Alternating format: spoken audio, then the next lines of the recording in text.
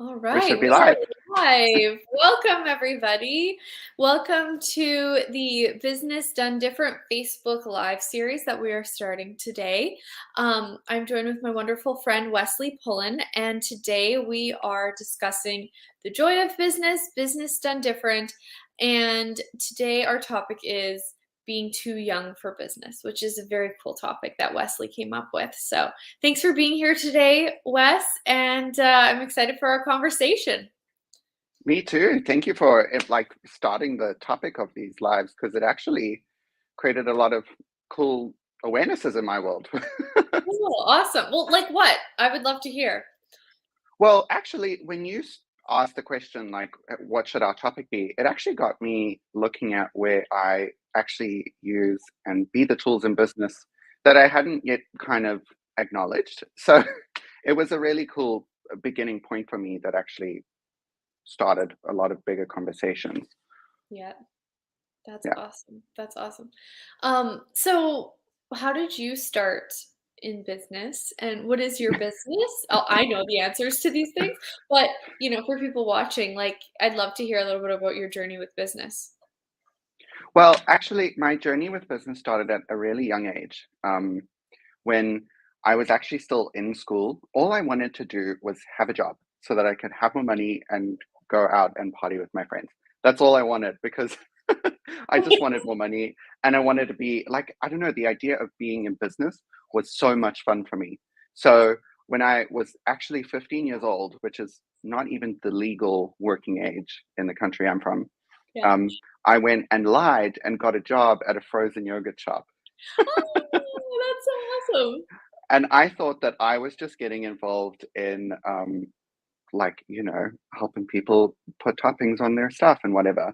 And then I started getting really interested in like, whoa, there's actually like a whole business behind this. At the end of the days, we would cash up the till and add the expenses in and balance the petty cash and all that stuff. And I was like, oh my God, this is so much fun. And that's when I realized I started to love doing things in business. So that's when, to answer your That question is in a very so long way, cool. Wow, so you I started started young loving. and you knew what you wanted and you went for it. Exactly. And I actually got caught out when I think it was like 3 months in when they finally started sorting out like my tax stuff. And I had to give them my identification number. And then they called me and they were like, oh, you're too young. It's too bad, but because we love you working for us, but you can't anymore. Come back when you're old enough. Oh no! That's funny. Exactly. So what did Yeah. you go do then? Well, and then what I did was I actually started riding and selling horses. Wow. In South Africa. Yeah, in South Africa. Yeah, I was doing school part time, and then I started riding and selling horses. And then to speed up that whole like journey of my life, is I actually studied hairdressing. And after that, I studied accounting and bookkeeping because I wanted to know how to run my business better. And then I fell into the wonderful world of access consciousness. Wow, that's so cool. I love that. I just think that people who just want to work and do fascinating, like just explore different jobs. I just think it's so neat. I was similar. I I didn't want to work young because I'm a princess. My parents, I was 16, and they said, "You have to work now, Julia. You're 16." And so I went and I worked. And then once I got into it, I got really excited about my summer jobs, and um, I did all kinds of things. I mean, I worked at the worst job I ever did was working at the hardware store. I did not like working at the hardware store. Can you imagine me trying to help people find tools? It was awful. That did not last long. But I always I loved it when there was always room to for me, I really had to look at what matched me, and being social and being with people was really fun. So I loved waitressing. Like when I could waitress, and I love cooking, I love food, I love being around food, and I love being around people. So for me, I did tons of jobs waitressing. And my one of my first, I think my well, it was my second job. I worked at a golf course, but it was a small town golf course. So we had to do everything. We had to make soup from scratch.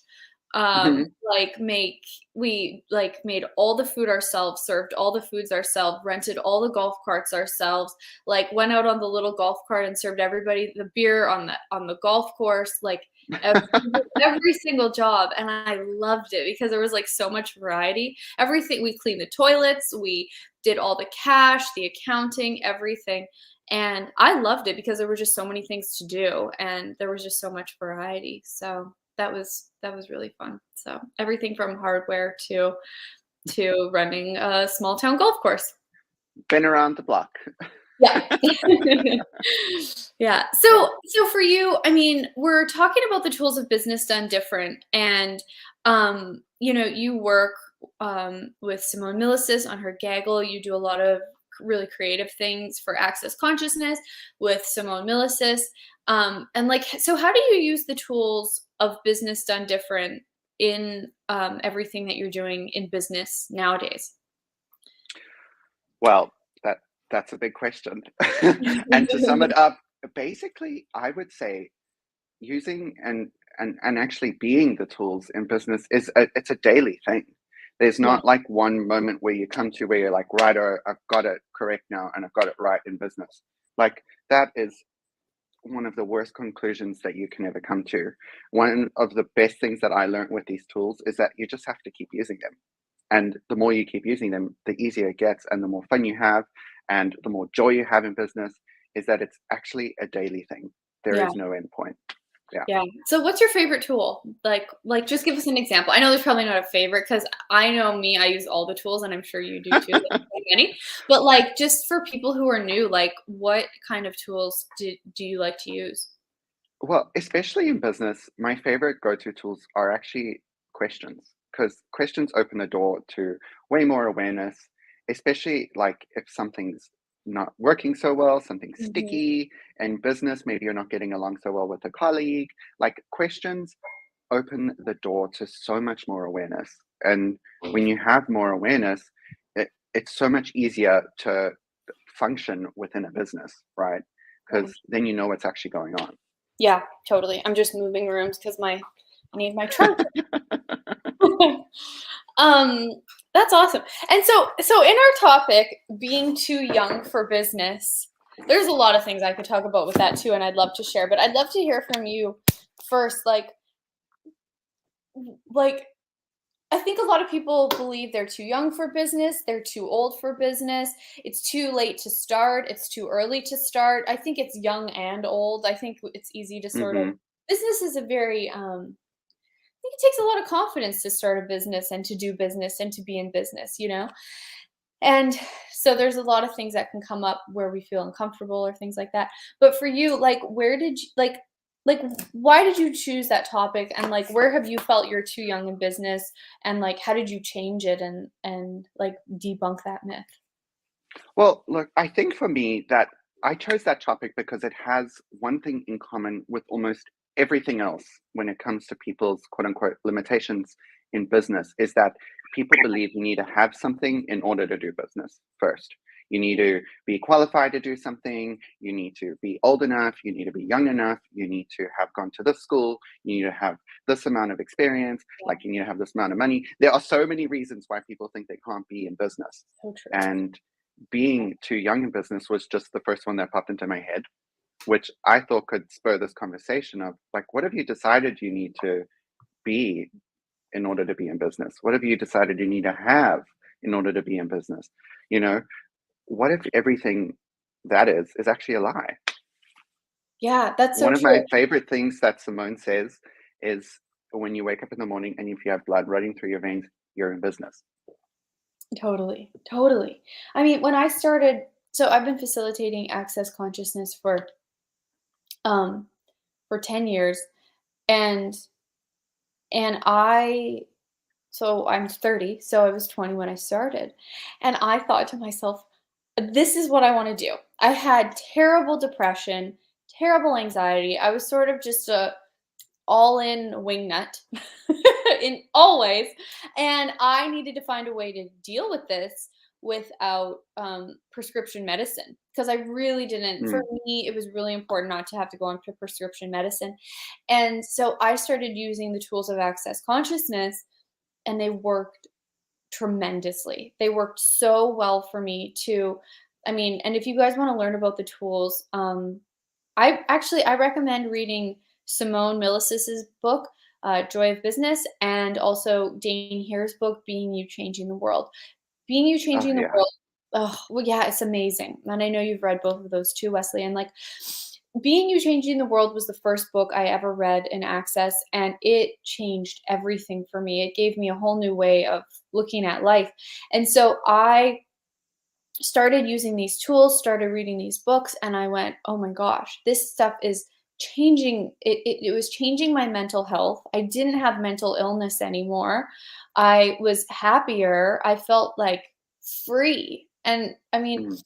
being 20 and I was in university, and you don't feel free. You feel kind of clamped down and insecure. Yeah. And, oh, it's not really that easy. I mean, it is a fun time because you get drunk and party a lot, but like the day-to-day stuff, I was starting to feel really like liberated and free and strong. And I'm like, this is unbelievable that there's something out there that can make me feel this way and like heal all of these kind of disabilities that I had.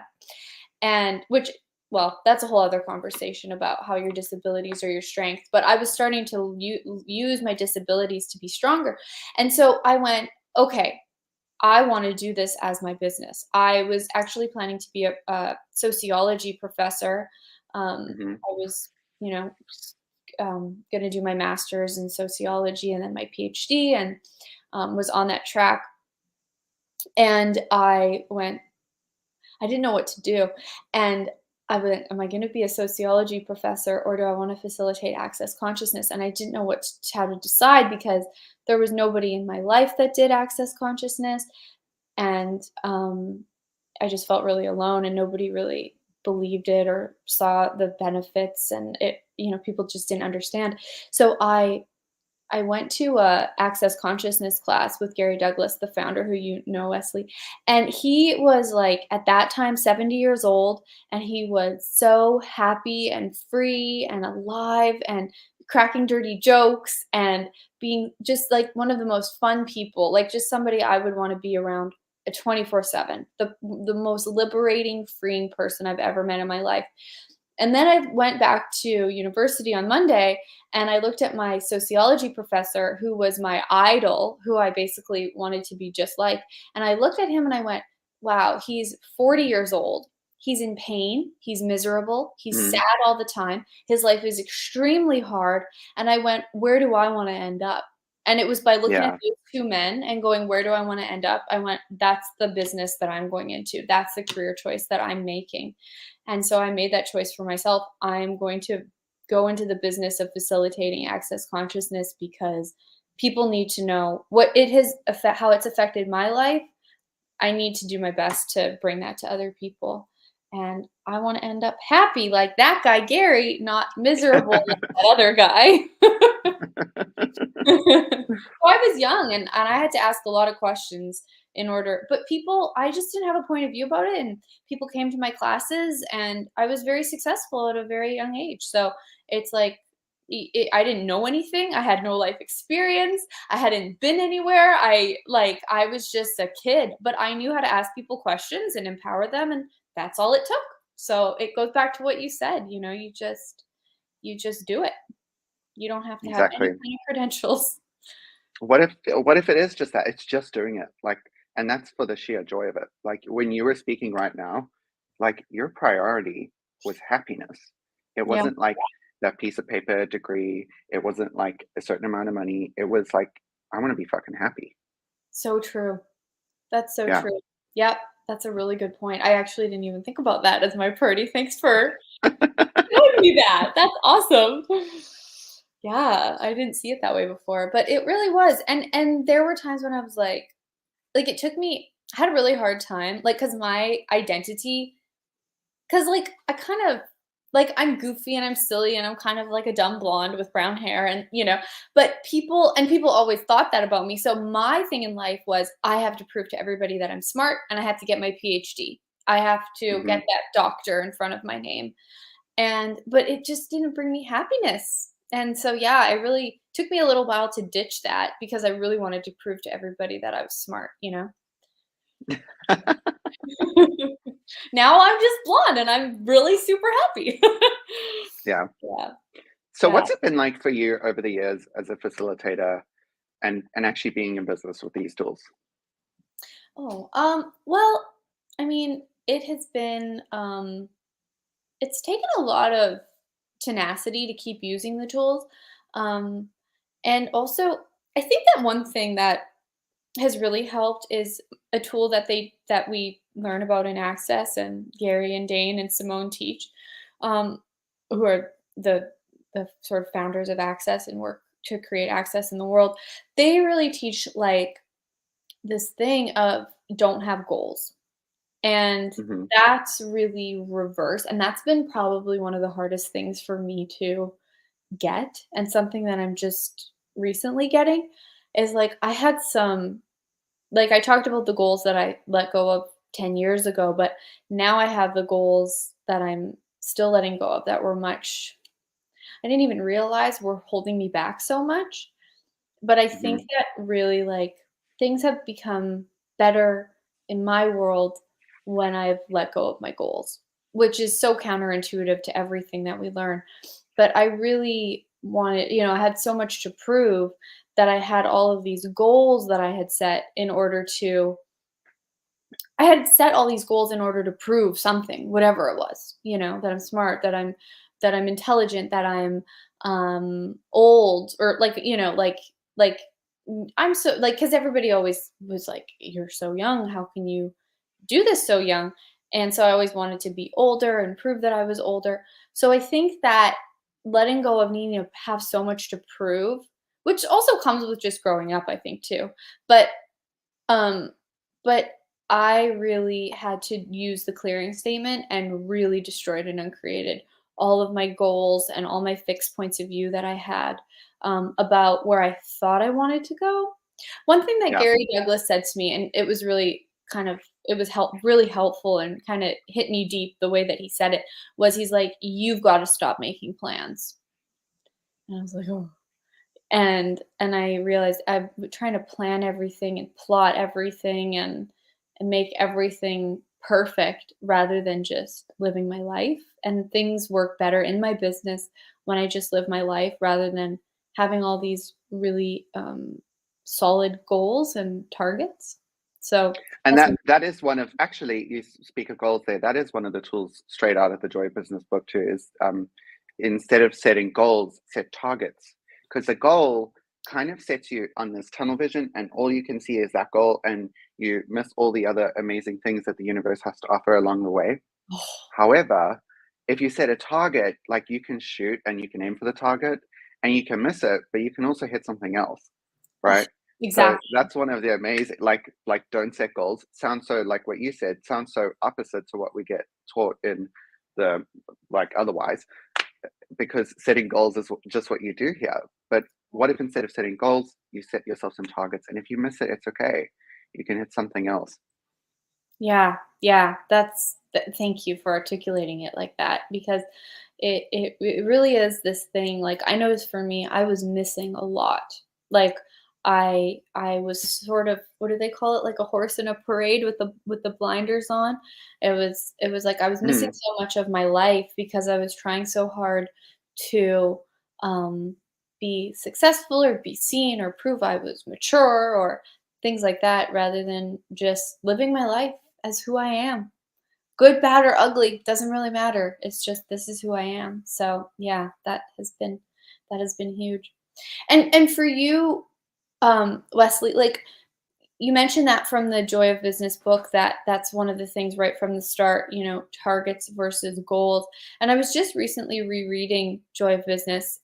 There's so many good tools there. Like, what are some of the other ones that stick out to you about and like that you've really applied to your life?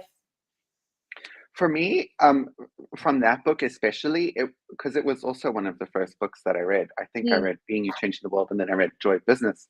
Um, it was actually the tools of money, because I so much loved being in business, but I never was willing to look at the money side of things. So when it came to tax or just anything money related, like I just so didn't want to fucking look at it. At the time when I read Joy of Business, I actually had a hair salon. So I was Oh, operating within another business as like a rent a booth situation. So oh, you're running your business within the structure of another business. yeah. And I had no fucking idea what I was doing. Like, hence why, I mean, I'd studied bookkeeping and accounting, wasn't doing it because I wasn't interested. All I wanted was the information so that I could know Yeah. how to do it, but not do it. So I Yeah. wasn't willing to look at what was actually going on with my money situation. So for years, I had functioned blindly with money. And one of the tools in there is actually to start, I would say, pulling apart your financial reality and look at what is actually going on, because Mm. I had reached a point where I was paying for a credit card bill with another credit card, or paying, and so it had become like the point where I had to fucking look at it, or I was going to head down a road that I didn't want to go down. So one of the tools in there is getting clear on your money situation. So it's to actually sit down and look at what it costs you to run your life, and how much you're spending on, your car, your food, your house, and all that stuff. And what that starts to do is you get clear on what your reality is with money, what you're actually spending your money on. And once you start to get clear on that, that's when you can start looking at your bigger asks and then instituting them and start choosing towards that direction. But if you're not willing to look at what is actually going on, you can't change it. Oh, So that was a really, really, really good starter for me out of the Joy Business book, was the money thing. And I yeah. remember Simone Melissus once said to me, because I called her up and I had this like big tax thing going on, and she was just like, "Where's it's just money." And I I was like, love "Oh," that about and Simone. I love that and about her. yeah, it completely, like, those 3 words just completely changed my world. I had this big accountant bill to pay, and I so didn't want to pay it, and she was like, "It's just money. You'll create more." I love And I did. I paid the account, and I created so much fucking more money. that is amazing. That is something that Simone has been so instrumental for me with me too. It was the exact same energy, and nobody could get through to me the way that she could. And that's actually like I'm you and I are working on her. I'm hosting and you're working on with and hosting as well the business done different class.